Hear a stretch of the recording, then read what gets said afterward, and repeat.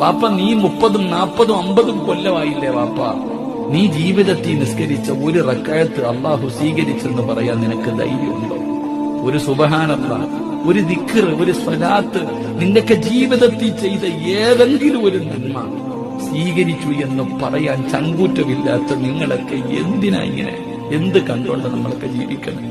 ഇന്നത്തെ രാത്രി മരിച്ചുപോയ ഒരു നല്ല മരണം കെട്ടാൻ ജീവിതത്തിൽ ചെയ്ത ഒരു നന്മ എനിക്കുമില്ല, നിങ്ങൾക്കുമില്ല. പ്രിയപ്പെട്ട സഹോദരിമാരെ, ചിന്തിക്ക്. വെറുതെ വഴുത് കെട്ടിട്ട് ഓളം കാണിച്ചിട്ട് കാര്യമില്ല. ചിന്തിക്കും നിങ്ങളെ. ഈ കഷ്ടപ്പെട്ട് ലക്ഷങ്ങൾ ചെലവഴിച്ചതൊക്കെ വെക്കണ എന്തിനാ? ദൂരെ കിടക്കുന്ന ഉസ്താദന്മാരെ കൊണ്ടുവന്ന് ഈ വഴുത് വെക്കണ എന്തിനാ? പൈസക്കൊന്നുമല്ല, ഒരാളെങ്കിലും ഒന്നും നന്നായാലും. പെങ്ങളെ വെറുതെ വഴുതും കെട്ട് നടക്കുന്നതല്ല.